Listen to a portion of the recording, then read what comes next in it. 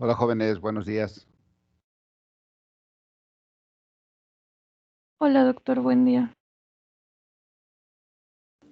Buen día, Doc. Buen día. La clase pasada, perdón, la clase pasada habíamos visto eh, el efecto, sí, que podría tener en un cultivo de trigo la manipulación, del fotoperiodo en cierta etapa. Por ejemplo, habíamos visto un estudio en donde se manipulaba, se alargaba el fotoperiodo en la etapa de espiga terminal a floración. Entonces, ¿qué es lo que pasaba? Pues que al manipularlo, este, al incrementar la duración del día, hasta 18 horas, creo, durante ese periodo se acortaba la duración de la etapa y se provocaba un menor número de granos. Y decíamos que eso tenía un impacto muy importante porque uno podría estar en función de lo que uno quisiera, podría uno eh, manipular, manipular la duración de esta etapa, que es desde espía terminal antesis, que es en donde se están generando en esta etapa las flores y también se está provocando un gran aborto de ellas por efecto decíamos que el crecimiento activo del tallo y el crecimiento activo de la espiga. Eh, eh, y vean las implicaciones. Por ejemplo, aquí tenemos que, por ejemplo, Eureka, Ferrocarril Sur, cuando crece en fotoperiodo natural, eh, haciendo unos cálculos, rinde 4.6 toneladas por hectárea, mientras que cuando se le alarga el fotoperiodo a 18 horas, como se reduce la duración, pues rinde 3.5. Si vemos a Buc Manantial con fotoperiodo natural, ¿sí? Produce 48.5 gramos por espiga y eso le da un rendimiento de 9.7 toneladas por hectárea. Mientras que Buc Manantial con fotoperiodo extendido acorta el periodo de espiga terminal antesis, produce menos granos por espiga y obtiene un rendimiento de 5.6 toneladas por hectárea. ¿Cómo se hizo este cálculo? Uno teniendo los granos por espiga, puede uno obtener el rendimiento. ¿Cómo lo hicimos? Aquí en este caso tenemos 23 granos por espiga, eh, con una densidad de tallos por metro cuadrado de alrededor de 500. 500 es una densidad más o menos baja, suponiendo que uno establece una densidad de población al momento de la siembra de 350 semillas por metro cuadrado. Le estamos dando, ni siquiera le estamos dando, ¿ya? Dos macollos a cada semilla. Aquí estamos suponiendo que tiene 1 punto y algo de macollos, ¿ya? Es decir, que tenemos 500 espigas por metro cuadrado, y si 23.1, vamos a hacerlo, ¿ya? Si 23.1 granos por espiga, lo multiplicamos por 500 espigas, nos da 11.550, que son los que tienen aquí. Aquí le puse 11.500. 11.550 granos por espiga. No, más bien granos por metro cuadrado, perdón.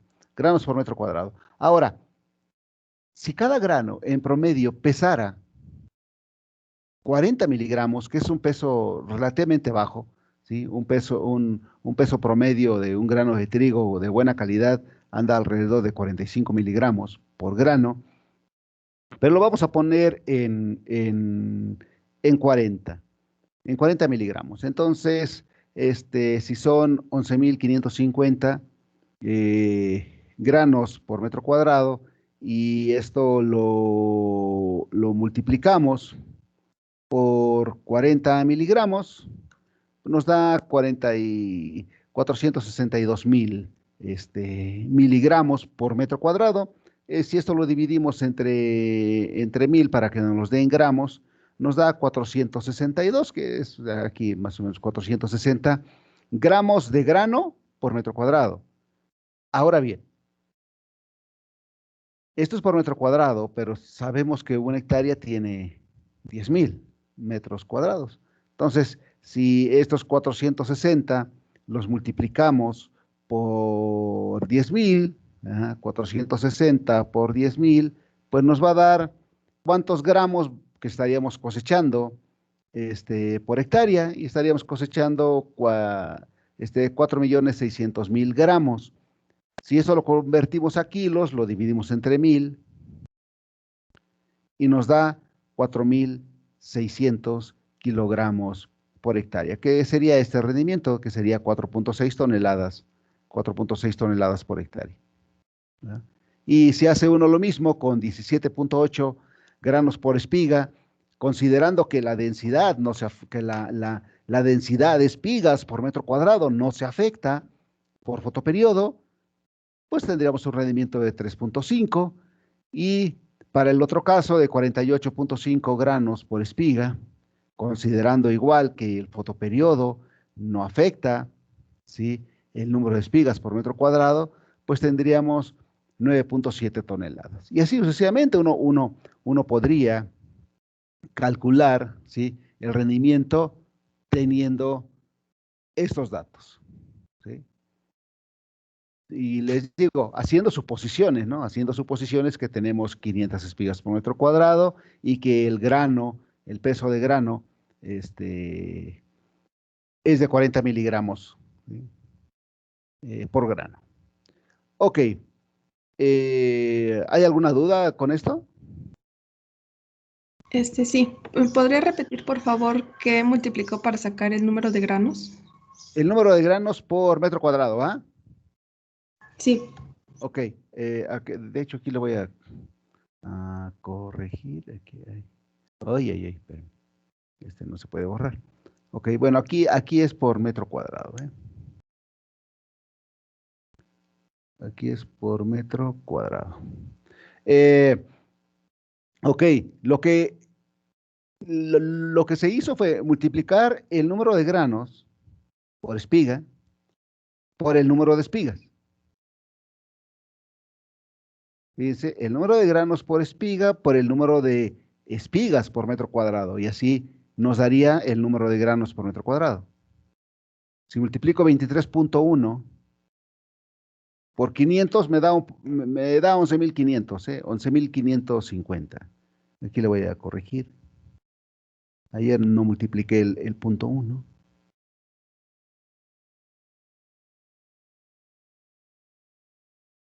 Así. Creo que eso da, ¿no? ¿Sí la estamos haciendo? 23,1 por 500 me da 11,550. 11,550 granos por metro cuadrado. Ahora, si cada grano pesa en promedio 40 miligramos, entonces esos 11,550 yo los multiplico por 40 miligramos y me da 462, a ver, por acá lo voy a multiplicar, a ver, 11,550 granos por metro cuadrado por 40 miligramos por grano, nos da, esto nos da 462,000 miligramos por metro cuadrado. Pero si esto se divide entre 1000 para hacerlo en gramos, si esto se divide entre 1000, pues nos da 400 462, aquí así, esto nos da así, esto le podríamos hacer aquí dividido entre 1000, nos da 462 gramos por metro cuadrado de grano, pero una hectárea tiene, decíamos, 10,000 metros cuadrados, entonces eso lo multiplico por 10,000 para obtener el rendimiento por hectárea, y eso me da 4,620,000. Pero si esto lo divido entre 1000 para que me lo den kilos, sería 4,620 kilogramos por hectárea. Aquí 620.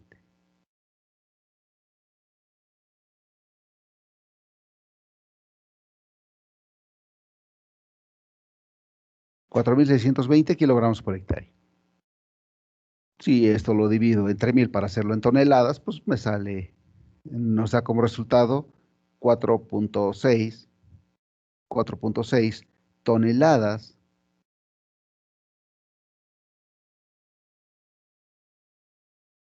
4.6 toneladas por hectárea. Produciendo, fíjense, produciendo 23 granos por espiga.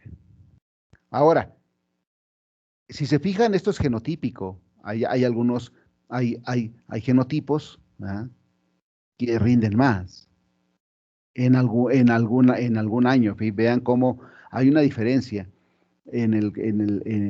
siempre, ¿no? Acá pareciera que 1997 no fue un año tan bueno, porque este buque manantial solamente tiene 20.8 granos por espiga cuando el fotoperiodo es natural, mientras que el año anterior tuvo 48, es decir, 28 granos, 28 granos más. Ok, ¿sí se entendió el cálculo? Profe, Sí. ¿de dónde salió los 500? ¿O qué es el Es una 500? estábamos suponiendo, ¿sí?, que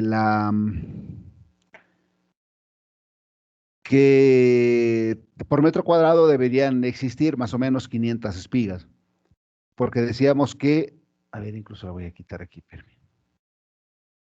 Lo voy a quitar aquí y le voy a insertar aquí una. Decíamos, ¿sí?, que, que bajo condiciones normales de manejo, digamos en un trigo, se siembran más o menos 350 semillas por metro cuadrado. Es a la siembra.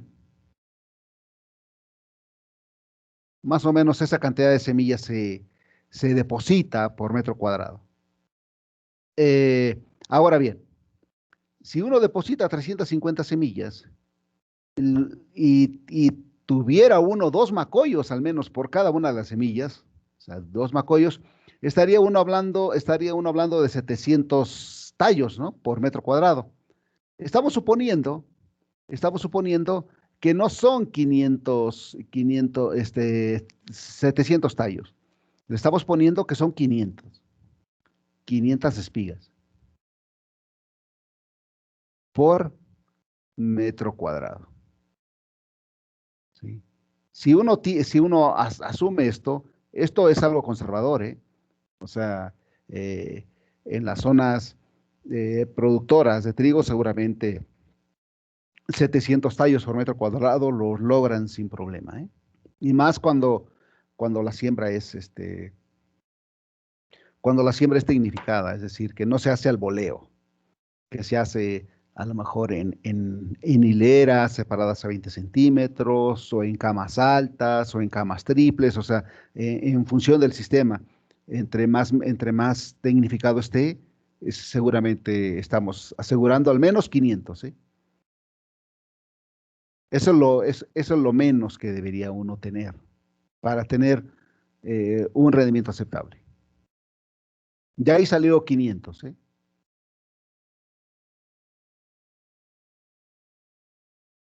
Gracias, profe. Ok, ¿alguna otra duda? No, parece que no. ¿no?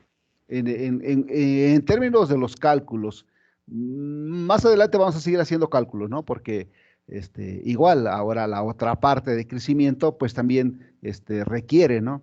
De hacer cálculos para estimar rendimientos, ¿no? Ok, vamos a avanzar entonces. Por ahí, Fernanda González, también por ahí, eh, estudió en Buck Manantial, que era el genotipo con más sensibilidad, ¿sí? Al fotoperiodo, pero estudió también dos tratamientos de vernalización, es decir, hubo semillas que se vernalizaron durante 15 días, es decir, se metieron al refrigerador a temperaturas vernalizantes durante 15 días, o, durante 50. De tal manera que cuando se vio, cuando se analizó la respuesta a la vernalización, vean aquí, vernalizado 15 con fotoperiodo natural o con fotoperiodo extendido. Aquí esta barrita nos está representando vernalizado 15 días con fotoperiodo natural, es decir, creciendo en fotoperiodo natural. Y acá nos está representando vernalizado 50 días y creciendo en fotoperiodo natural, es decir, que estas dos barritas nos representan el efecto de la vernalización, no el efecto del fotoperiodo, porque el fotoperiodo es el mismo, fotoperiodo natural. Entonces, y vean, no hay diferencias, el tamaño, la longitud o la duración de cada una de las etapas, es decir, desde el trasplante al collar. Lo del trasplante sí se entiende, ¿no? Por ahí creo que ya lo explicamos alguna vez, ¿no?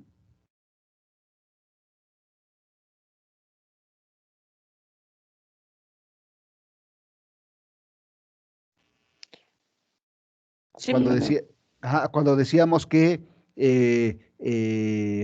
las semillas se colocaban en cintas de masking tape, ¿sí? Que se colocaban las semillas, siempre viendo con el embrión hacia arriba, a una distancia de 1,5 centímetros, y que una vez que se ponían las semillas aquí en cinta de masking tape en función de la longitud de la parcela, esto se hacía rollito así, ese rollito se ponía en una cajita de esas de papel aluminio, se le ponía agrolita,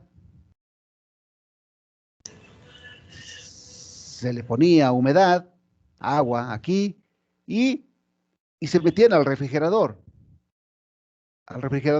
que tenía unas lámparas, ¿sí? Para poder tener el fotoperiodo natural, es decir, el fotoperiodo natural afuera eran 12 horas, bueno, adentro en el, en el refrigerador se le ponían 12 horas. Pues si dentro de 2 semanas era 12,5 horas, bueno, se le ponía 12,5. O sea, el fotoperiodo natural iba creciendo en función de cómo iba creciendo también afuera. Entonces, estas charolitas, o sea, se metían al refrigerador y a los 15 días, pues, seguramente ya había plantitas. Ya habían germinado. A los 50 días, seguramente tendríamos una planta más o menos de ese tamaño. ¿Sí? Con raíces y todo, ¿eh? Dentro de la cajita, ¿eh? Todo lo que hacía uno era desenrollar la cinta, aquí estaban las raíces de cada plantita, y por acá teníamos a las plantitas, ¿sí? Por acá teníamos a las plantitas, ¿sí? Lo que hacíamos era ir a campo, teníamos nuestras parcelitas con 4 hileras, no sé, a lo mejor, y aquí tendíamos la cinta. Aquí teníamos la cinta, le echábamos agüita, bueno, le echábamos agüita, la tapábamos con tierra y no pasaba nada, no se estresaba para nada. Entonces, por eso es Por eso la etapa, la barrita blanca, dice de trasplante a collar. Este collar es inicio de la floración, es decir, cambio del ápice, o doble lomo también, o doble lomo, ¿no? Como lo habíamos conocido. El doble lomo, iniciación floral, o collar son sinónimos, ¿no? Es cuando cambia el ápice de vegetativo a reproductivo. A eso se refiere. Es decir, la barrita blanca representa la etapa vegetativa. La barrita azul representa la primera etapa reproductiva, es decir, la etapa reproductiva temprana, es cuando en la etapa azul se fabrican solamente espiguillas. Donde termina la barrita azul, ahí se fabricó la espiguilla terminal. Y después de fabricarse la espiguilla terminal, ya ven que por ahí vimos la escala de Waddington, que empezaron a evolucionar las flores hasta llegar acá a floración a un estado de Waddington 10. ¿Sí? Ok, entonces, si se fijan,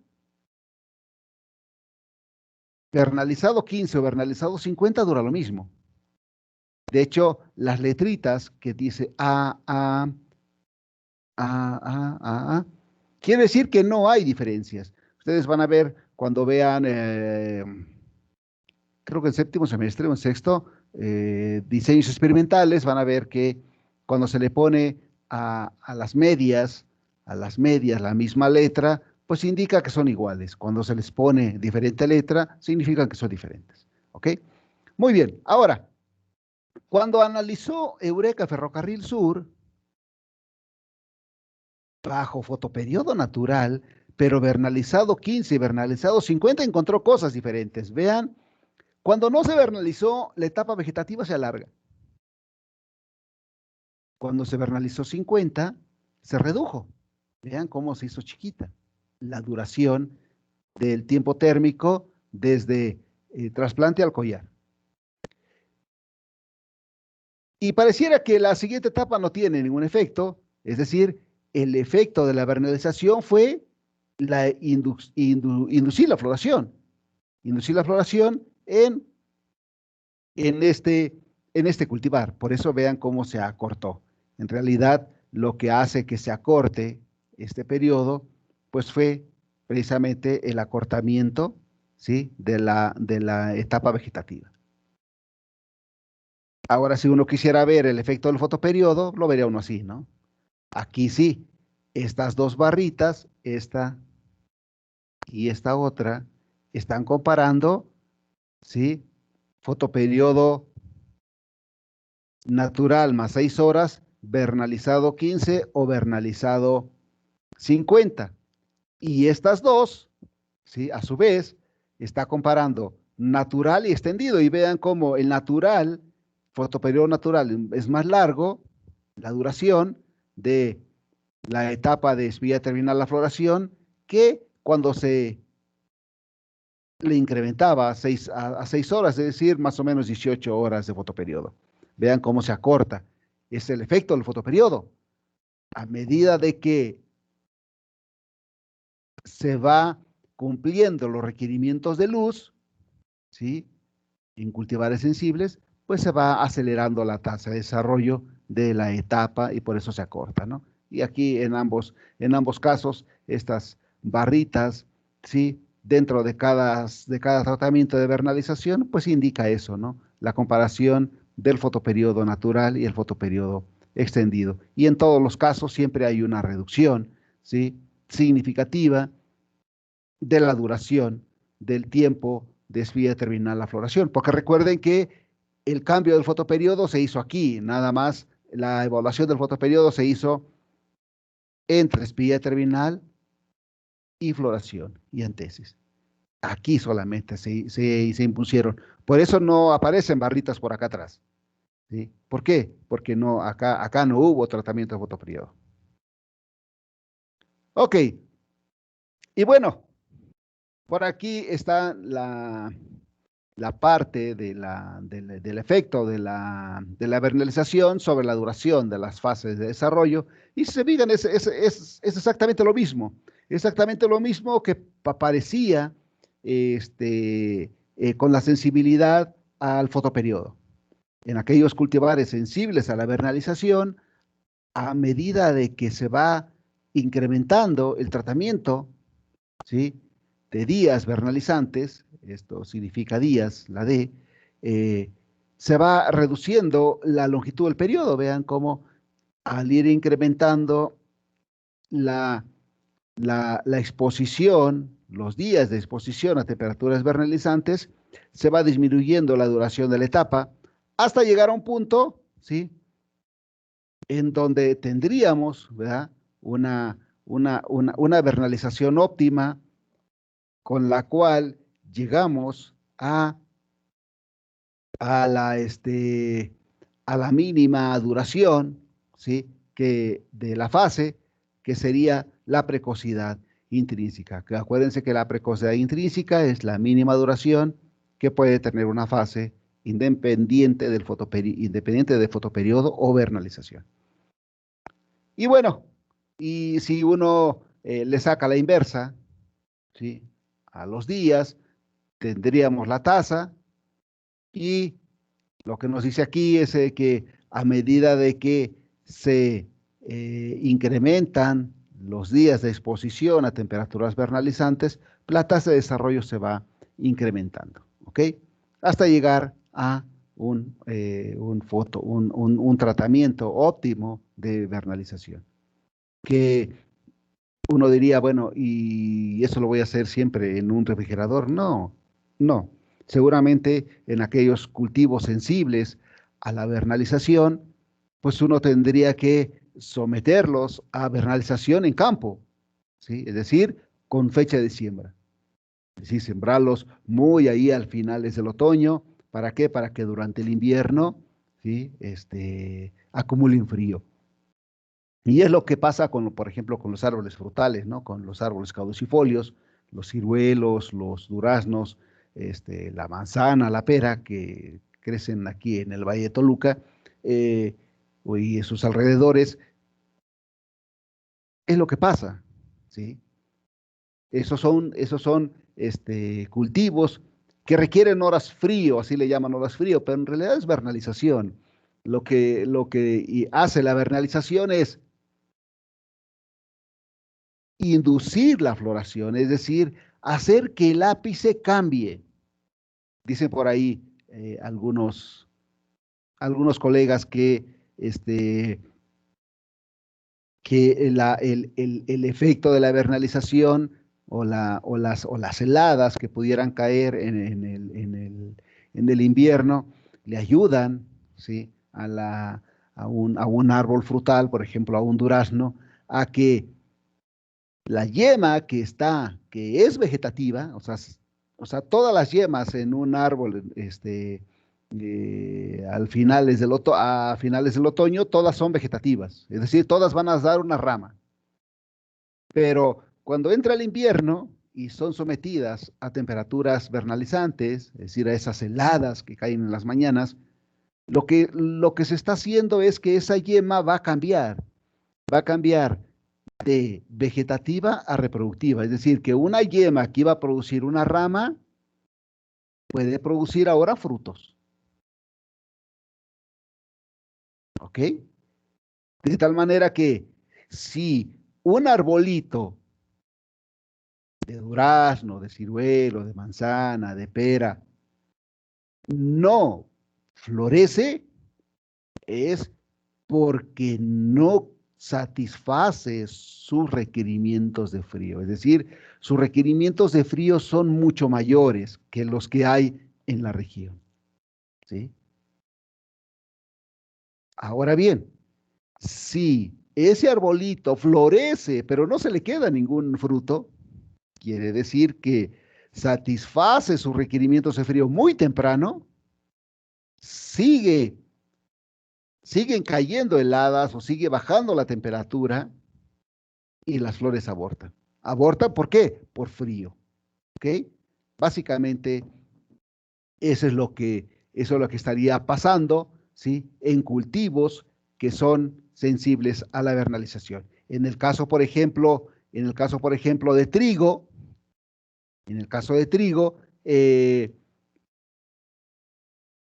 si sembráramos un cultivo, una variedad, por ejemplo, que se siembra en Finlandia, es decir, en Europa del Norte, y la trajéramos aquí al Valle de Toluca, seguramente se haría como un pasto. Nunca le veríamos espigas. ¿Por qué? Porque el frío que hace en Finlandia no se compara con el frío que hace en Toluca. ¿Ah? O en Rusia, ¿no? ¿Ok?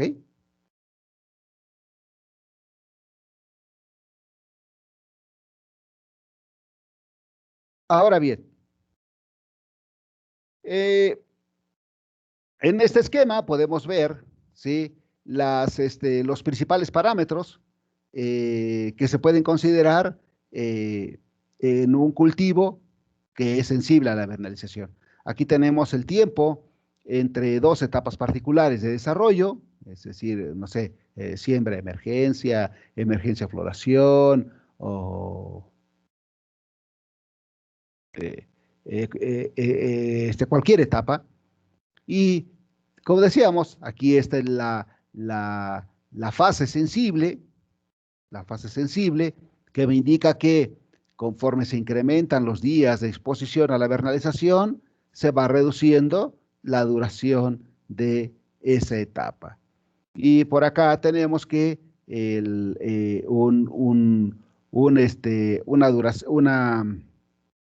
una vernalización óptima, ¿sí? Una vernalización óptima que sería aquella cantidad, ¿sí?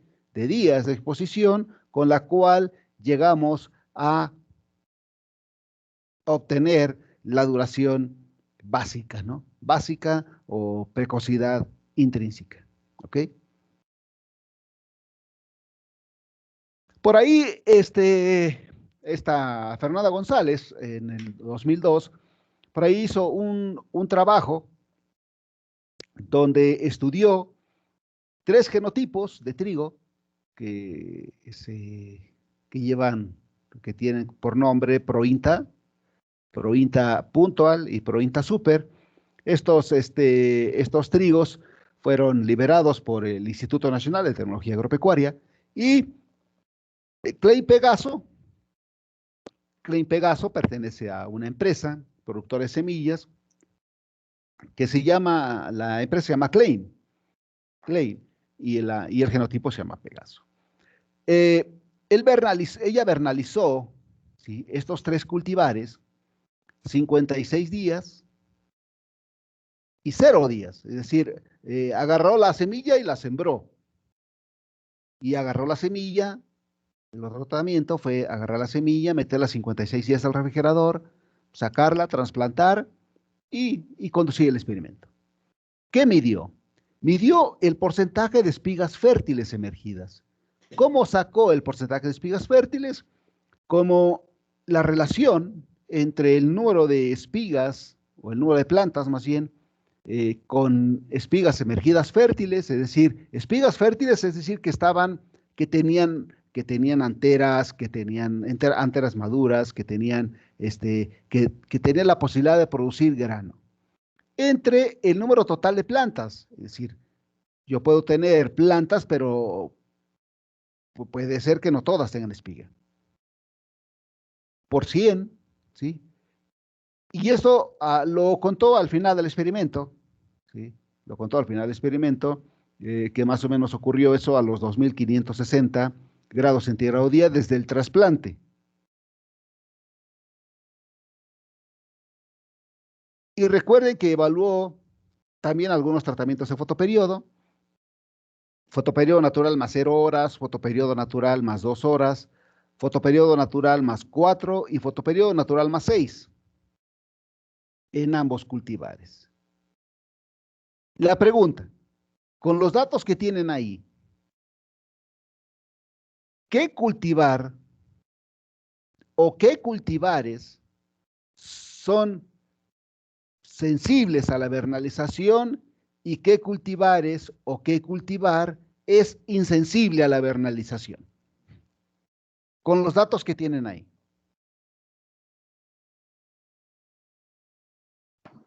Los Pro-INTA son sensibles y el Pegaso no. Y el Pegaso no. Sí, ¿por qué? Porque con la vernalización los Pro-INTA, pues todas las plantas fueron, pues dieron lo que tenían que dar, según yo, y sin vernalización no dan pues su, ¿cómo Espigas decirlo? fértiles. Espigas Nuevas fértiles. fértiles, sí. Ajá. Recuerde que me dio el porcentaje de espigas. Sí, ¿cuál es su nombre? Gonzalo. Gonzalo, ok. Gonzalo, ¿qué? Es el único. Ochoa. Ok. Ajá. Muy bien, muchas gracias. Gonzalo Ochoa.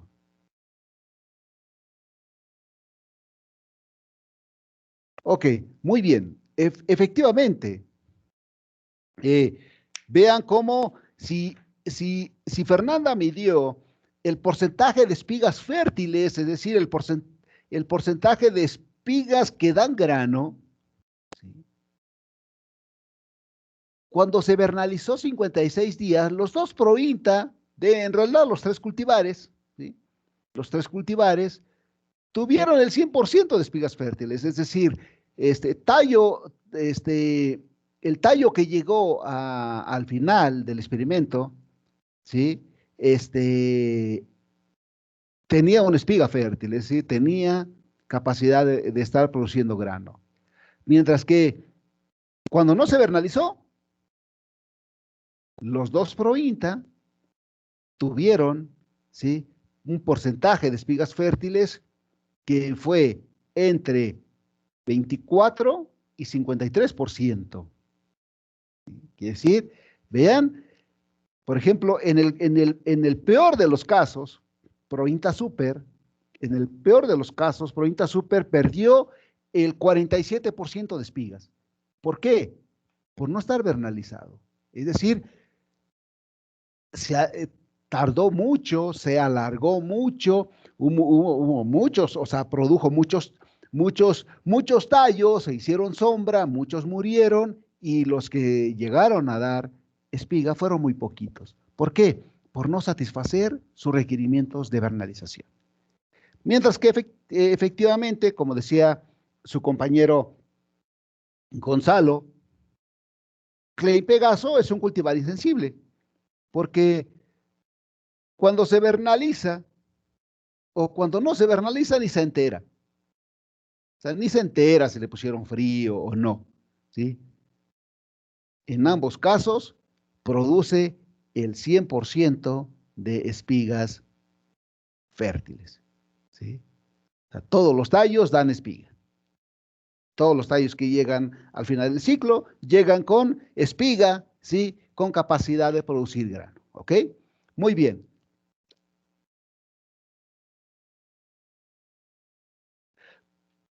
¿Cuáles son las temperaturas más efectivas para vernalización? En el caso de trigo, en el caso de trigo, que es un cultivo que lo requiere. Esta es una figura, ¿sí? Que está en un libro de fisiología que es de Salisbury, que fue publicado en 1963, está en la biblioteca de Aria y también en Weir, 1984, en donde recalcan, ¿sí? Cuál es el efecto de la vernalización sobre el número de espigas. Aquí en este caso, ellos mencionan que las temperaturas, ¿sí? Más vernalizantes, ¿sí? Las temperaturas más vernalizantes oscilan entre 0 grados y 7. ¿Sí? Estas serían, ¿sí? Este serían el rango de temperaturas para el caso de trigo que pudieran ser vernalizantes. Y si se fijan, en el caso del caso de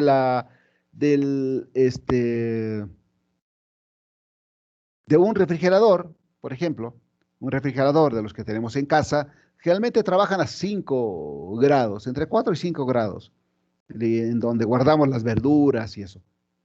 Si uno quisiera vernalizar o hacer tratamientos de vernalización, lo podríamos hacer en el refrigerador que tenemos en casa. ¿Ok? Entonces vean que las temperaturas vernalizantes oscilan entre 0 y 7 grados.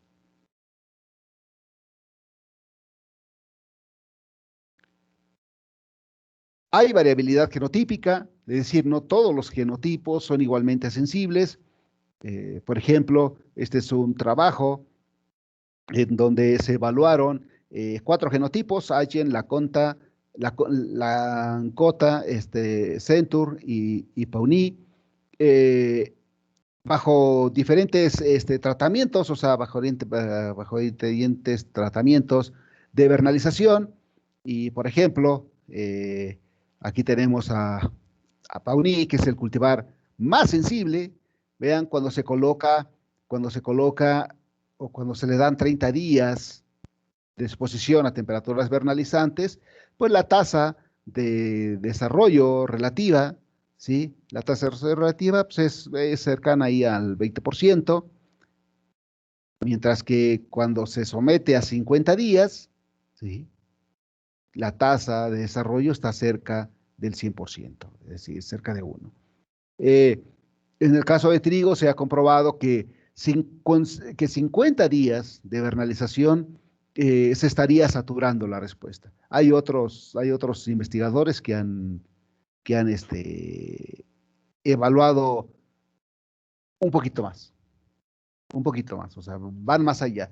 Hay investigadores que han vernalizado hasta por 70 días. ¿Sí? De tal manera, entonces, que el cultivar de mayor sensibilidad es Pauni y el cultivar de menor sensibilidad es Agen. ¿Por qué? Porque no cambia mucho, es una línea horizontal, casi, o sea, no tiene mucha pendiente, ¿sí? Es decir, no tiene mucha sensibilidad a la vernalización. Si lo vernalizan 16, 17 días y lo vernalizan 50, el cambio en la tasa de desarrollo no es tan significativo, ¿ok? O sea, comparativamente con estos, ¿no? De hecho, vean, si se fijan, va en ese sentido, ¿no?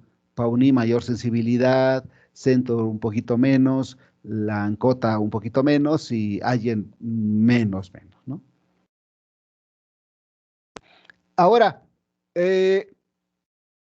recuerdan que se hizo un trabajo ahí de Schlaffer por ahí con Rawson en donde había estudiado algunos cultivares como Cóndor, Rosella. Bueno, pues otro investigador, ¿sí? Estudió a Cóndor, a Robin, a Rosella y Odín, ¿sí? Y midió en estos 4 cultivares, ¿sí? Los días, estos son estos valores que tienen ustedes aquí abajo, son los días desde la emergencia hasta antesis, es decir, hasta cuando ya estaba soltando polen en la espiga. 4 cultivares de trigo, crecidos en fotoperiodo largo, es decir, de 18 horas, es decir, o sea, el fotoperiodo fue constante durante 18 horas al día de luz. O sea, el fotoperiodo no tuvo nada que ver en las diferencias. En cámaras de crecimiento que daba una temperatura de 21 grados en el día y 16 grados en la noche, es decir, cuando estaba la luz encendida, la temperatura era 21 y cuando se apagaba, la temperatura se mantenía a 16 grados. Y se vernalizó por diferentes periodos. El error estándar general fue 1.55 días. Los tratamientos de vernalización fueron 0, 13, 26, 42, 56 y 70. Y por ejemplo, en Cóndor, cuando no se vernalizó, el periodo de emergencia antesis duró 47.6. Y cuando se vernalizó 70, pues duró 38, es decir, que hubo una diferencia ahí de 9 días. Pero vean, cuando se vernalizó 56, una diferencia de 7. 42, una diferencia de 7. El Robin, pues ocurrió algo parecido. Cuando no se vernalizó, el periodo de emergencia antesis duró 45 días. Y cuando se vernalizó 70, duró 37. O 35 en 56 días, o 40, o 37 en 42. O sea, uno podría decir, con 42 días posiblemente es suficiente, ¿no? O sea, ¿para qué lo tengo tanto tiempo? Ahora bien, en Rosella, que es un cultivar más o menos sensible, cuando no se vernalizó duró 139 días. Ese periodo de emergencia antesis. Y cuando se vernalizó 70 días, duró 39. Es decir, hubo una reducción de 100 días, nada más por efecto de exponerlo, ¿sí?, a temperaturas vernalizantes. Ahora bien, vamos a ver a Odín, que es el cultivar más sensible. Cuando no se vernalizó, o cuando se vernalizó por 13 días, ¿sí?, no tenemos valores aquí. Y dice que esto indican que el tratamiento nunca logró la antesis, es decir, nunca puso espigas, ¿sí? Al final del experimento, el experimento duró 180, no puede durar más. Si 180, estamos hablando de medio año. Medio año, un experimento no puede durar un año en trigo, ¿sí? Entonces, a los 180 días se acabó el experimento. Estos dos tratamientos en Odín no produjeron espiga. Cuando se vernalizó 26 días,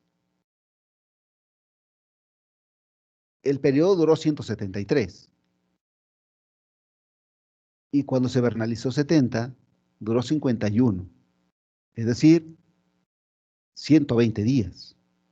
120 días de reducción por efecto de temperaturas vernalizantes. ¿Se entiende el efecto de la vernalización, jóvenes?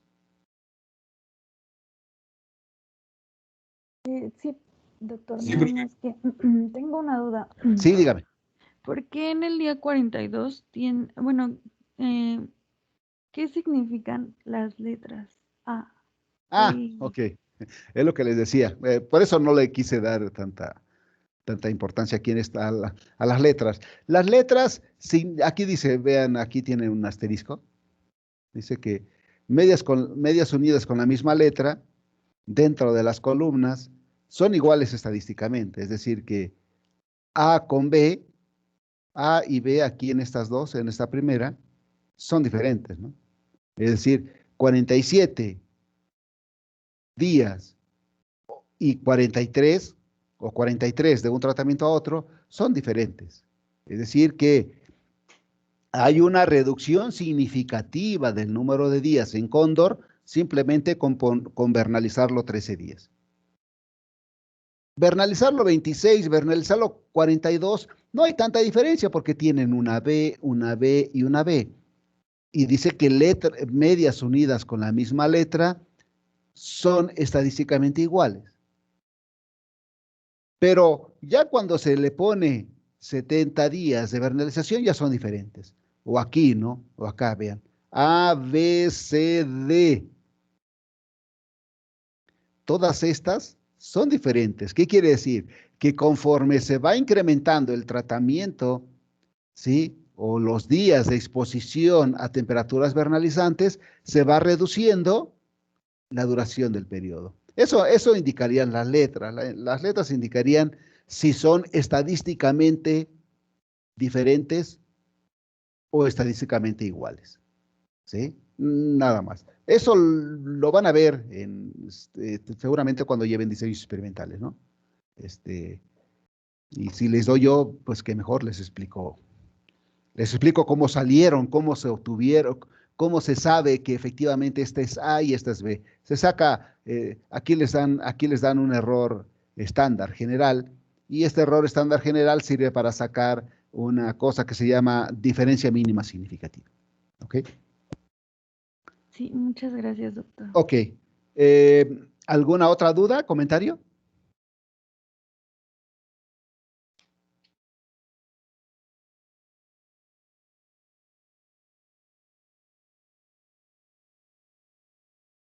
Ok, pareciera que no. Bueno, lo que hicieron ellos también fue contar el número de hojas en el vástago principal. BP significa vástago principal o el tallo principal. Y están en este mismo sentido. Aquí tenemos, aquí, así, cóndor, robín, rosela y odín. ¿Sí? Ahí.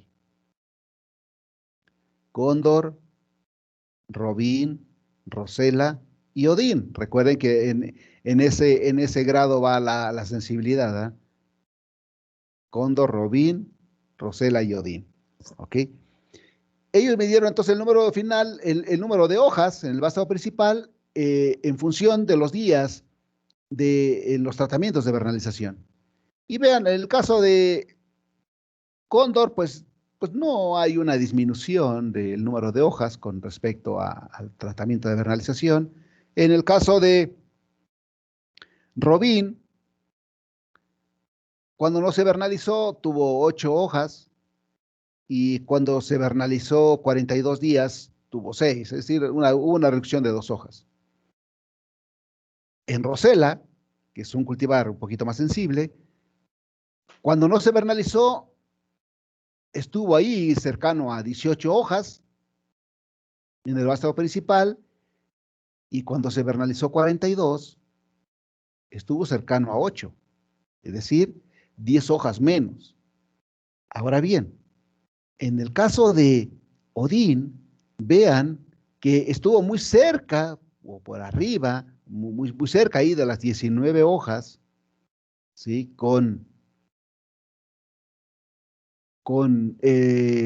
26 días de vernalización.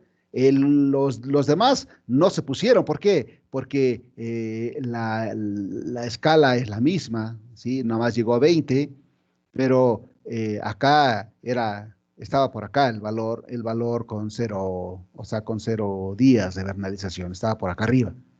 Entonces, eso indica que fue bajando y en algún momento se dio, o sea, apareció el puntito aquí, y cuando se vernalizó, ¿sí?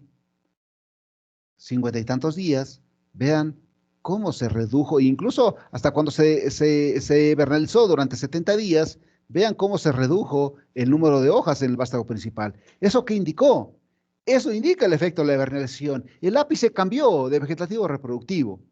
Cuando se vio satisfecha la planta en términos de frío, ¿sí? Cambió el ápice. Y cuando no estaban satisfechos sus requerimientos de frío, pues tardó más en cambiar, ¿sí? Es decir, seguía dando hojas, o sea, seguía en estado vegetativo, produciendo hojas, ¿sí? Y entonces eso hace que la plantita, si la ve uno en campo, pues se vea como un pastito, con muchas hojitas nada más. Ellos también midieron el tiempo desde la emergencia hasta la etapa de doble lomo, hasta la etapa de doble ridge, que así por ahí lo menciona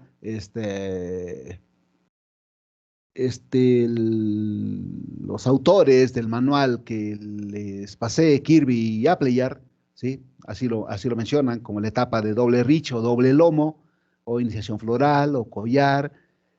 Y ellos midieron entonces los días desde la emergencia hasta doble lomo, y vean cómo desde cóndor, robín, rosela y odín, vean cómo efectivamente dibujan el modelo de respuesta a la vernalización.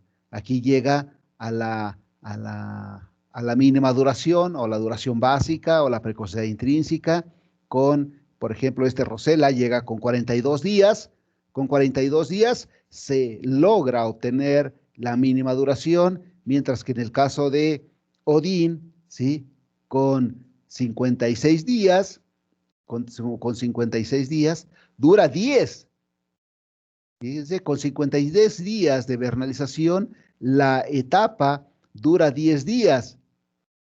Y cuando no recibe vernalización, dura 60. Es decir, dura 2 meses, jóvenes. 2 meses. Vean, efectivamente, cómo se ve la respuesta a la vernalización en estos 4 cultivares. Unos más sensibles que otros. Por ejemplo, aquí la figura D que nos estamos refiriendo a Odín. Y esta barrita es la LSD, LSD si la ponemos en inglés. Esto, esta rayita, esta de aquí, esta rayita vertical que nos está indicando la LSD, eso indica que si la ponemos aquí en un punto y la recorremos y nos toca el otro punto, entonces estos 2 puntos no son diferentes no son diferentes estadísticamente. ¿Ok? Ay, espérenme. Dejen de. Ay, uy, ahí está. Ok, entonces,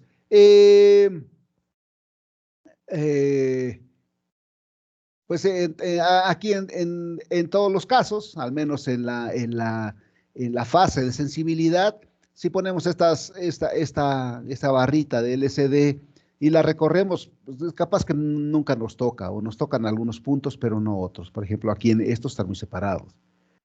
Aquí también, y acá también. La LSD, por sus siglas en inglés, dejen ver por acá, a ver aquí. La LSD, por sus siglas en inglés, significa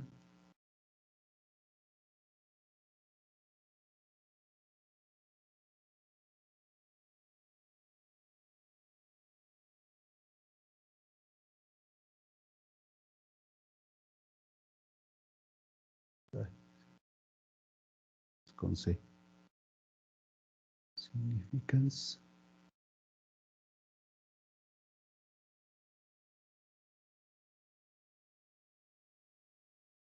Así. O sea, significa eso, ¿no? Ustedes que ya saben inglés, ¿qué significa alias?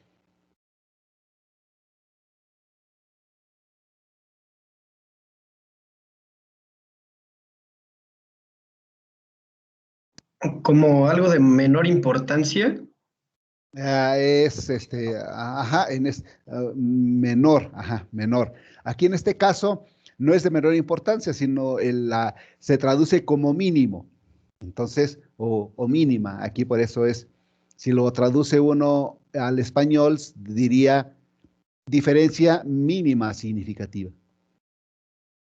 Es decir, es lo que van a ver ustedes cuando vean diseños experimentales. La diferencia mínima significativa, como su nombre lo dice, es la diferencia mínima que tiene que haber entre 2 medias para considerarlas iguales. Las letras de la tabla están separadas por eso, ¿no? Por esa cantidad. Por esa cantidad, exactamente. Por la diferencia mínima significativa. La diferencia mínima significativa es la que nos indica qué letra ponerle.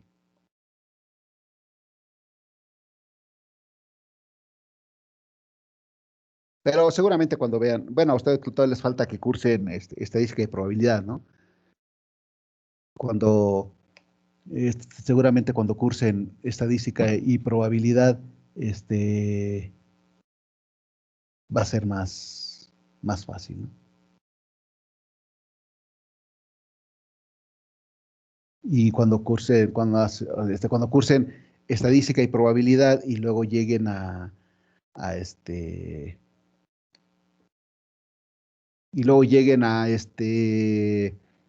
diseños experimentales, seguramente el entender ese tipo de cosas, ¿sí? Va a ser mucho más mucho más fácil, porque por ejemplo en diseños experimentales lo que uno hace es ponerles, desarrollar ejemplos en donde uno efectivamente pone la diferencia mínima o el error estándar de cada una de estas medias, ¿no? Porque estas son medias, jóvenes. Cada puntito representa la media. O sea, la media para ese tratamiento, ¿no? Ok. Muy bien. Ellos también midieron la otra etapa, la siguiente etapa, la que va de doble reach a espía terminal, es decir, la etapa reproductiva temprana. Y vean cómo en Cóndor y en Robín, que son cultivares insensibles, pues no hay mucho efecto, ¿eh? Y vean cómo en cultivares que son sensibles, Rosella y Odín, vean cómo se reduce significativamente la duración de la etapa simplemente por efecto de exposición a días vernalizantes. Ahora, cuando mide el periodo de espía terminal a antesis, ¿sí? Vean cómo los cultivares sensibles no cambia la duración de ese periodo, independientemente de la vernalización, vean cómo no cambia, pero en los cultivares sensibles a la vernalización, pues sí se ve un efecto, una reducción significativa, ¿sí? de este periodo, ¿no? Por efecto de exposición a temperaturas vernalizantes. Y vean, si se fijan aquí uno pone, ellos estudiaron un tratamiento, ¿sí? Que si uno lo ve de esta manera, pues uno diría, pues aquí lo que estoy viendo sería el mismo tratamiento. A ver, permítame. Dejen quitarle aquí.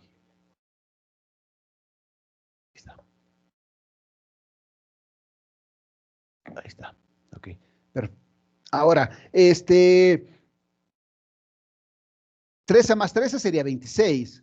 Fíjense, aquí están graficados 0 días, 13 días, 13 más 13 y 26. Pero 13 más 13 es 26. Pero acá el 26 fue constante, es decir, los 26 días completitos de vernalización. Acá no. Acá primero se dieron 13 días, se desvernalizaron y después se les volvió a dar 13 días. Es decir, se sacaron del refrigerador y se volvieron a meter. ¿Sí? En Cóndor y Robín, que son los cultivares, que son cultivares insensibles, pues en realidad no hay muchas diferencias, ¿no? Aquí pareciera que dice que pasa de A a B cuando no se vernaliza nada, se vernaliza 13, se vernaliza 26 intercambiando, o 26 continuo. Pareciera que no pasa nada en ambos cultivares.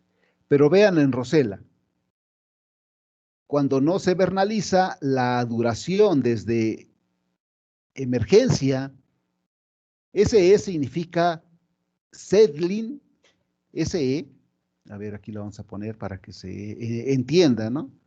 SE es igual a seedling, así, seedling, ay, aquí me faltó una I, seedling emergency.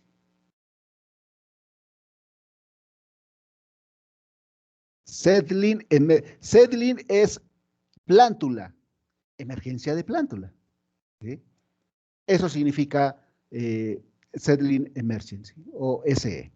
Entonces ellos midieron la duración en días desde la emergencia de la plantita hasta la floración. ¿Cuánto duró ese periodo? Cuando no se vernalizaba, vean, en Rosella duraba 150. Cuando se vernalizaba 13, pues ya duraba como 125. Cuando se vernalizaba 13, se sacaba y luego se vernalizaba otra vez, como que seguía habiendo el efecto. Vean, duró ahí cerca de los 70 días y cuando se vernalizaba, no, más bien cerca de los, sí, es 70 y algo, 80 y algo, y cuando se vernalizaba 26 días continuos, ¿sí? Pues la duración del periodo estaba por ahí abajo de los 75 días, por ahí cerca de los 70.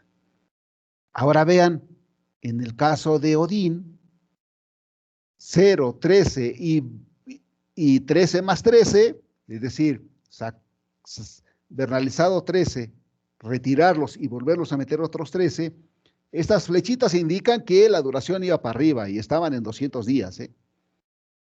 En 200 días, es más de medio año. Y cuando se vernalizó 26 días continuos, duró ahí 175. 175 días, jóvenes, es mucho, ¿sí? O sea, es mucho tiempo. Pero vean lo que causa el efecto. ¿Cuál es el efecto de solamente ponerlo a temperaturas vernalizantes? Es lo que pasaría, por ejemplo, si Odín, si este cultivado Odín lo sembráramos aquí en el Valle de Toluca, nos pasaría exactamente lo mismo, ¿sí? Nos haríamos, ahí estaríamos esperando a ver cuándo aparece la espiga, ¿sí? En esa planta. Nunca aparecería. ¿Por qué? Porque en Toluca no hace el suficiente frío como para poder, ¿sí?, satisfacer las demandas o los requerimientos de vernalización de este genotipo Odín. ¿Hasta aquí hay alguna duda?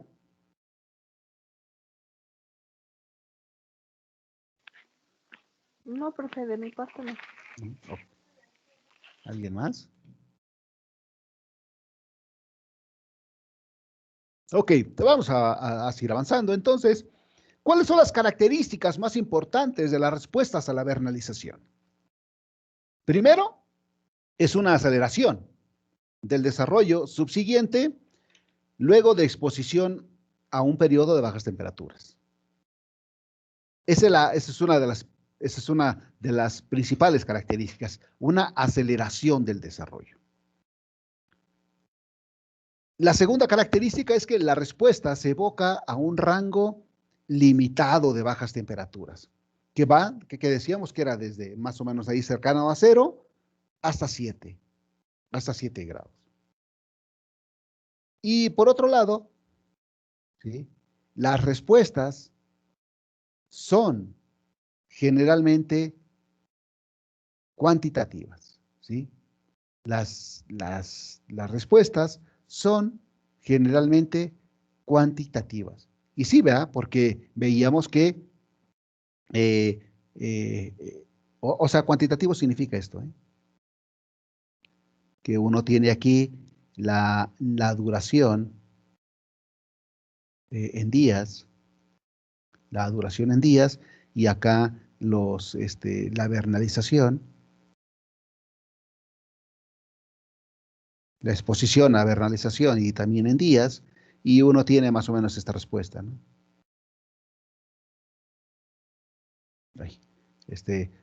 Más o menos esta respuesta. Este tipo de respuesta es a lo que se refiere con cuantitativa. ¿Cuantitativa qué quiere decir esto? Que por cada incremento en X hay una disminución en Y. ¿Sí? Eso significa. O sea, podemos cuantificar los cambios, ¿sí?, las respuestas a la vernalización. O sea, la podemos cuantificar. Y la siguiente característica es que parece afectar el desarrollo más allá de la duración de la etapa vegetativa, como veíamos anteriormente, cuando veían qué pasaba con la etapa de espiguilla terminal a floración, y pareciera que también esa etapa había una respuesta, al menos en aquellos cultivares que son sensibles. Es decir, que no solamente afecta la etapa vegetativa, sino que afecta etapas subsiguientes. Y que las respuestas pueden ser parcialmente reversibles, es decir, que a diferencia de otros fenómenos, otros fenómenos que estudiamos mucho en agronomía, la vernalización pareciera que si se trunca, es decir, se nos compuso el refrigerador, no importa, no importa, mándalo a arreglar y cuando sirva, continuamos el tratamiento. O en condiciones de campo, supónganse que estamos ahí en pleno invierno y hubo por ahí un golpecito de calorcito. Es decir, como que, chin, ya no va a acumular frío mi cultivo. No, no pasa nada. O sea, se trunca, pero se vuelve a reactivar. A diferencia, por ejemplo, de cuando ponemos a germinar. Ustedes por ahí vieron en bioquímica que cuando se detona la descomposición de los carbohidratos, ¿cómo se llama? Hidrólisis, algo así. Cuando empieza a desdoblarse los carbohidratos para formar azúcares, cuando se detona el proceso de germinación, eso se hace en condiciones de imbibición, es decir, cuando la semilla logró imbibirse o absorber una gran cantidad de agua. Si la semilla se seca, es decir, se secó hoy y le pongo agua pasado mañana, es decir, la vuelvo a hidratar, ya no vuelve a reactivarse la germinación. La germinación se para por falta de agua. Si le echo agua, ya no se vuelve a reactivar. No, se terminó el proceso. Es decir, si ustedes siembran en campo y por alguna razón hubo una sequía, no tienen agua y se esperan hasta que llueva y apenas empezaba a hincharse la semilla, apenas iba saliendo la radícula y se quedó seco el suelo, pues si llueve dentro de 5 días ya no va a pasar nada, o sea, el proceso se detuvo. Aquí en este caso, en el caso de la vernalización, se puede detener y se reactiva nuevamente, o sea, no pasa nada. ¿Ok? Ahora, ¿cómo se mide la precocidad intrínseca?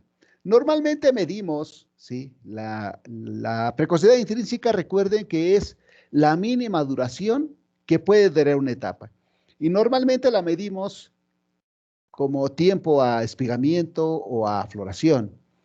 Claro, en ausencia de respuestas al fotoperiodo, es decir, en el caso de trigo, que estamos hablando, que es nuestro cultivo con el que estamos cerrando la parte de desarrollo, normalmente se hace bajo días largos, es decir, si queremos saber cómo es la precocidad intrínseca en un grupo de cultivares, pues esos cultivares los sembramos en días largos. Por ejemplo, aquí en nuestra zona los sembramos en junio, ¿sí? En días largos, para que no sea por efecto de fotoperiodo. En ausencia de vernalización, es decir, si sabemos que hay sensibilidad a la vernalización en nuestros genotipos, los podemos vernalizar. Los vernalizamos todos para que también la diferente duración desde emergencia a espigamiento o desde emergencia a floración no sea afectada ni por fotoperiodo ni por vernalización. Y bajo alguna condición térmica determinada, por ejemplo, una única condición en cámaras o invernaderos o una única fecha de siembra, es decir, para que todos los genotipos estén percibiendo, ¿sí?, la misma condición y normalmente la fecha muy tardía. Y las diferencias entre genotipos se van a asumir asociadas a precocidad intrínseca de la etapa vegetativa e independiente de la temperatura. ¿Okay? Y en este caso, pues se trata de determinar hasta qué punto la precocidad intrínseca es independiente de la sensibilidad al fotoperiodo y la vernalización. En este caso, ¿verdad?, va a ser intrínseca porque es un carácter constitutivo, es decir, que es un carácter de la planta, expresado independientemente del ambiente. Y ustedes vieron que ahí que cuando uno modificaba el fotoperiodo o modificaba la vernalización, se expresaba la precocidad intrínseca. Y por más horas de luz que le pusiéramos, o por más o por más días de tratamiento de temperaturas vernalizantes, ya la etapa no se acortaba más. ¿Por qué? Porque se había expresado intrínsecamente la precocidad intrínseca, ¿sí? Es decir, es algo constitutivo. O puede ser que sea interactiva con el ambiente, es decir, que pueda ser modificado por la temperatura. Es decir, hay precocidad intrínseca o hay precocidad interactiva con el ambiente, ¿sí? Y cuando esté modificado por la temperatura, quiere decir que a mayor temperatura, una reducción de la etapa. Y normalmente estos son los tipos de respuesta que podríamos encontrar, ¿sí? Con temperatura 1 y con temperatura 2, vean, dura lo mismo, son dos genotipos. Acá también, vean, acá, por ejemplo, con temperatura 1 y con temperatura 2, este genotipo rojito, pareciera que con la temperatura 2, que es más alta, pareciera que, no, con la temperatura 2, que es más baja, dura un poquito más que con la temperatura alta. Ese sería el tipo de respuesta, o esta otra, ¿no? Entonces, uno tendría que caracterizar a los genotipos en términos de su precocidad y en función de la temperatura. O sea, dice, ok, si este genotipo lo siembras bajo esta condición térmica, si este genotipo, pues te va a durar más que el otro. Pero ok, tu periodo de crecimiento no es tan largo, entonces tienes que sembrar este. ¿Sí? Esto de poder saber hasta qué punto la precocidad, independientemente de la sensibilidad al fotoperiodo y vernalización de un genotipo, puede ser intrínseca o interactiva con el ambiente, pues nos va a permitir en algún momento poder usar eso para seleccionar un genotipo en un ambiente determinado. O podríamos tener esta otra.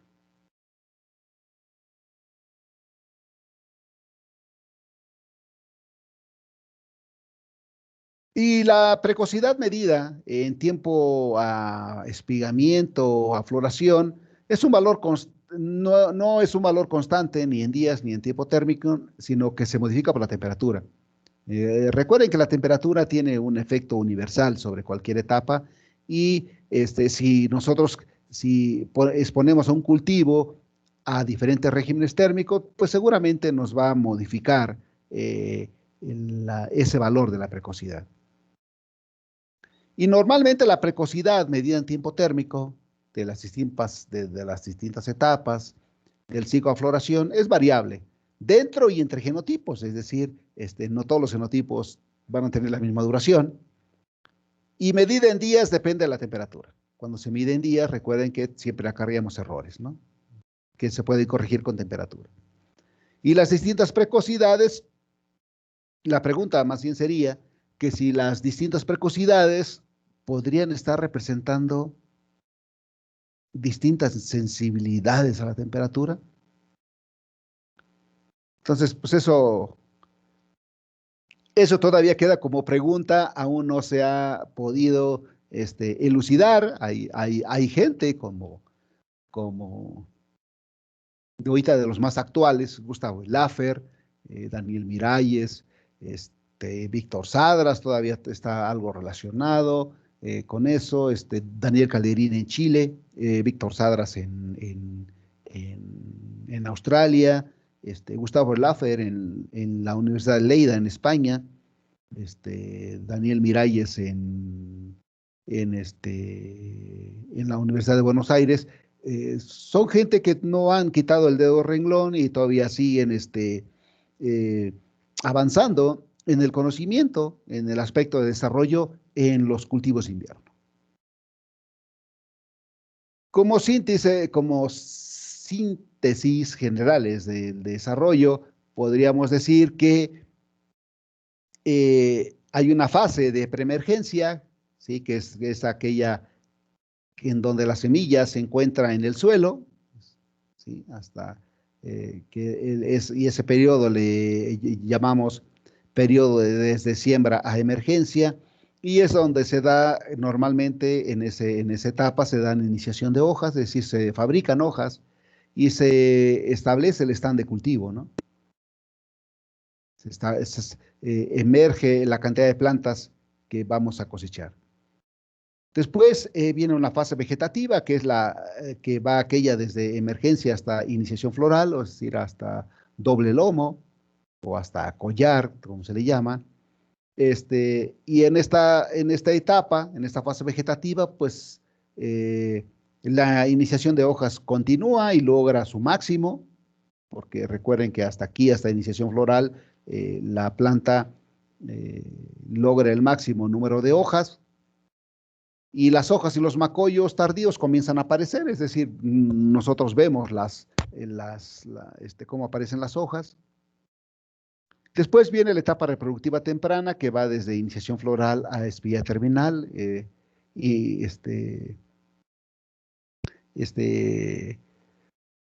donde todas las espiguillas son iniciadas, las hojas y macollos continúan apareciendo, y también comienza la iniciación de flores. Decíamos que aquí, cuando llega la etapa de espiga terminal, en la parte media de la espiga ya hay formación de flores.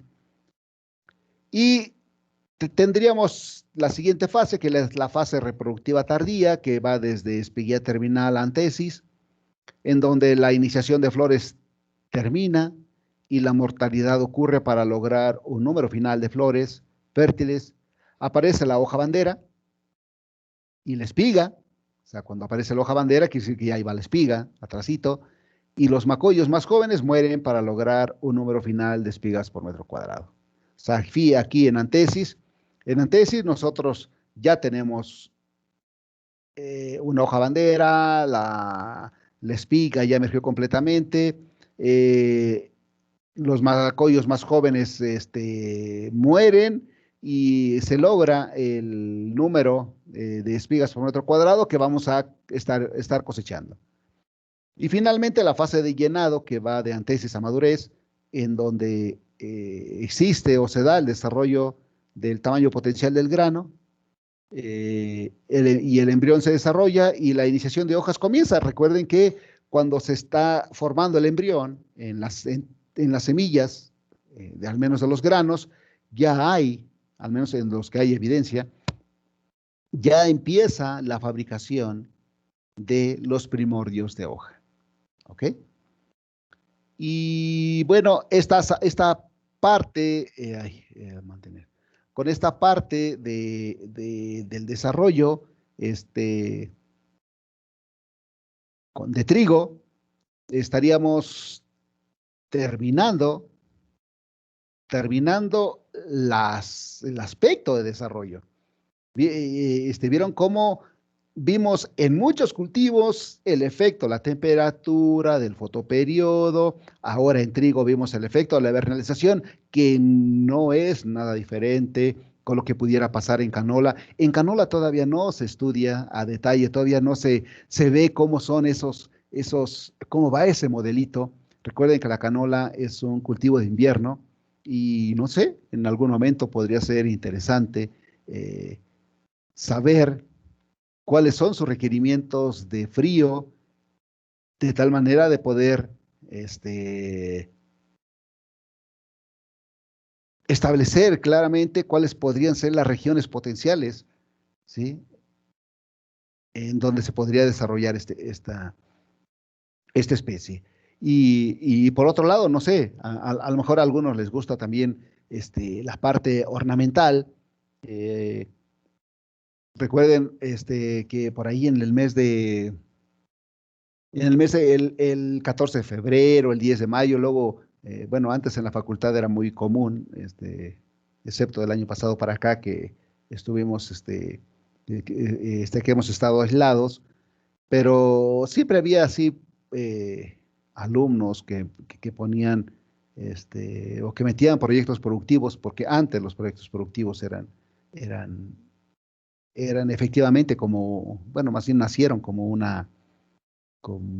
para ayudar a los alumnos para que genere ingresos. Creo que ahora ya esa visión se perdió, ahora ya es más negocio para otro lado, ¿no?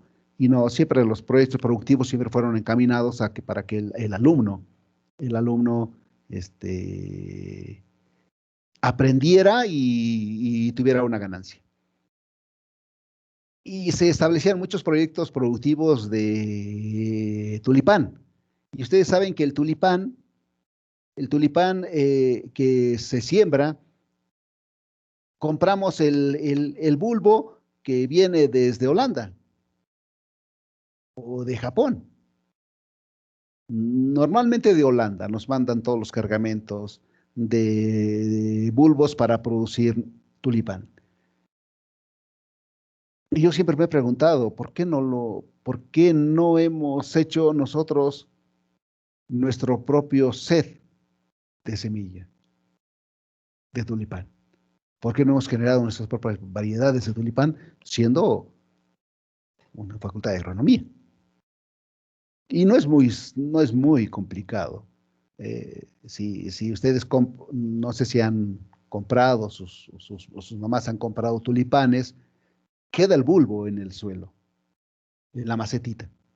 Y si le sigue uno regando, brota, pero no produce flor. ¿Por qué? Porque requiere un tratamiento de frío. Los bulbos que compramos ya vienen pretratados, es decir, ya vienen con cierta cantidad de días en el refrigerador. ¿Cuántos son? No sabemos, pero uno puede generar este conocimiento, es decir, no sé, a mí se me ocurre de los bulbitos de mayor tamaño, hacerlos crecer, de tal forma que logren el calibre apto para producir una flor, y después meterlos al refrigerador. Los meto 10 días, a los 10 días saco un bulbito, o 2 bulbitos, o 3 bulbitos, y los siembro. A los 20 días, saco otros 3. O sea, todos están adentro del refrigerador, ¿eh? Todos. A los 20 días saco otros 3 y siembro 3 macetitas. A los 30 días saco otros 3, siembro otras 3 macetitas. A los 40 días saco otros 3 y siembro 3 macetitas. ¿Y qué voy a medir? El número de días desde que lo siembro hasta que aparece el botón floral. Y seguramente, en función del tratamiento de vernalización, va a ser diferente la duración de ese periodo. Y uno podría decir, ok, para este genotipo requerimos tantos días en el refrigerador de los bulbos. Entonces, ok, si uno define para cada genotipo cuántos días se requieren de vernalización, entonces dice, a ver, ¿para cuándo los quieres? Pues yo quiero cosechar o quiero estar vendiendo tulipanes el 14 de febrero. Ok, entonces tú tienes que trasplantar o tú tienes que plantar tus bulbos tal fecha, ya vernalizados, ya con el tratamiento de vernalización en tal fecha para que tú estés cosechando el 14 de febrero o el 14 de mayo. Digo el 10 de mayo, perdón. Es algo que no hemos hecho y eso nos daría mucho más como facultad de agronomía, ¿no? O sea, Doctor, Sí, dígame. ¿y qué se necesitaría para hacer eso? Ganas. No se requeriría mucha infraestructura, porque la vernalización se logra, les digo, en un refrigerador de la casa. En algún momento, el año pasado, algunos alumnos lo intentaron hacer, se truncó porque pues se separaron por eso de la pandemia y ya no se logró continuar el ensayito. Estaban motivados, sí, pero pues ya no se pudo. Pero sería interesante, yo lo he venido comentando durante, no es el primer grupo que se lo comento, le he comentado a muchos, ¿sí? Y no, en algunos prende más que otros, ¿no? Pero no, o sea, como que nos falta ese algo que nos permita despegar como institución, ¿sí? Eh, Imagínense, ¿no? Que en algún momento la facultad sea reconocida por lo que hace, ¿sí? Por lo que hace, por lo que forma y por lo que aporta a la sociedad. Eso sería bueno, ¿no? Sí. Hasta ahorita yo creo que hemos hecho poco. Y cada vez como que hay menos interés, en tanto de la comunidad, las autoridades, cada vez el interés está cayendo más y eso no es bueno, ¿no? Eso no es bueno porque yo, como les decía en un inicio, no sé si se los dije, pero eligieron una carrera que tiene mucho futuro. Y yo creo que la carrera de agronomía es la que va a estar, en la que va a estar sustentada y está sustentada actualmente el desarrollo de cualquier país. Así que sin comida no hay petróleo, puede haber todo el petróleo que quieran, puede haber todo lo que ustedes quieran, pero sin alimentos no avanzamos. Entonces, yo digo que estamos en buen momento como para empezar a hacer nuestros, nuestros propios pininos, ¿no? Como institución. Y bueno, la próxima clase, que sería el día de mañana, mañana estaríamos iniciando la parte el aspecto de crecimiento, es decir, la otra, ¿sí? Ahora vamos hacia la acumulación de carbono, hacia cómo la planta, o cómo podemos medir en una planta cuánto carbono ha acumulado, de qué depende el crecimiento de un cultivo, ¿ok? Es lo que vamos a empezar a ver mañana. Por el día de hoy, yo creo que ahí los dejo. Ajá. Sí, por el día de... Profe, una duda rápida. Sí, dígame, Gonzalo. ¿Cómo podemos tener iluminación dentro de un refri normal de una casa para no afectar el fotoperiodo?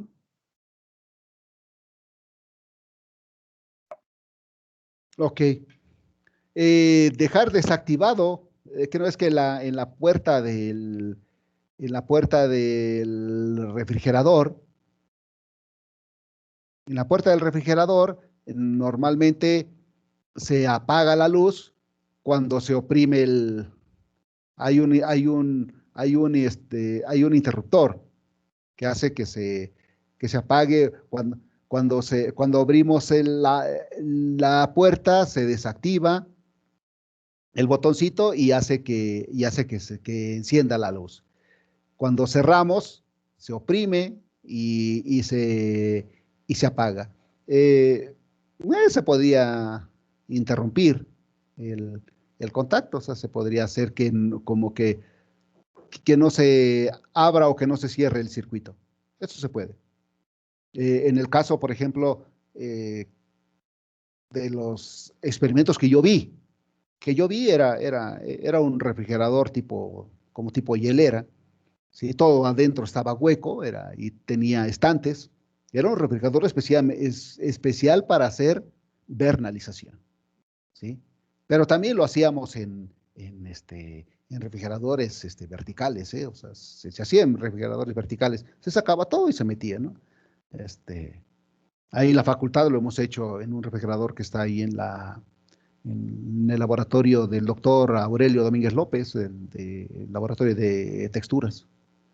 Ahí hemos hecho cosillas ahí muy sencillas, o sea, pero yo creo que por algo se tiene que empezar.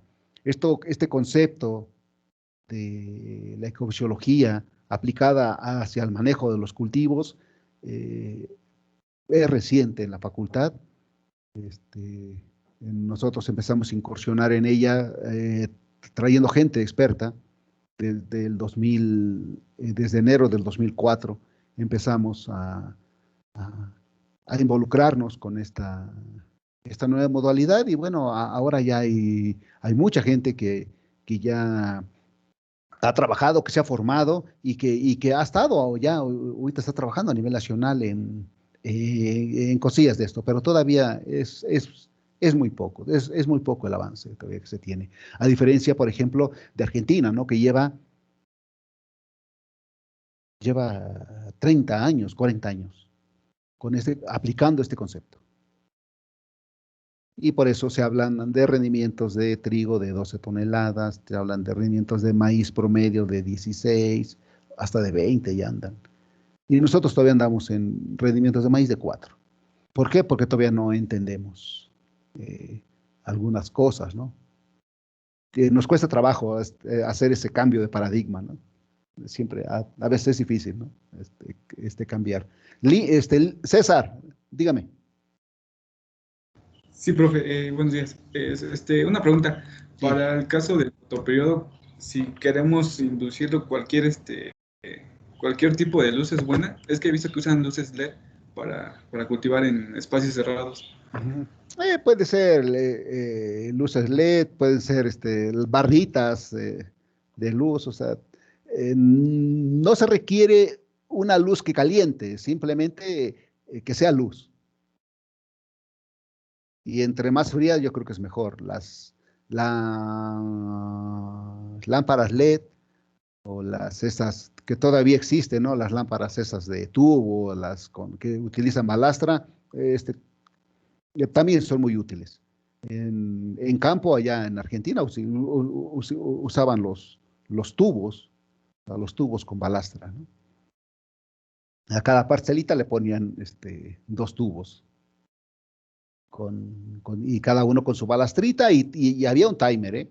Había un timer que se programaba y se enciende a tal hora y se apaga a tal hora. No iba nadie a encender la luz ni a apagarla, ¿no? Se encendía y se apagaba. Se encendía y se apagaba. Ok, profe, gracias. Es muy práctico. Ok, muy bien. Pues de mi parte eso es todo, jóvenes. Nos vemos el día de mañana. Gracias, profe. Hasta luego. Muchas gracias. Pórtense bonito. Cuídense.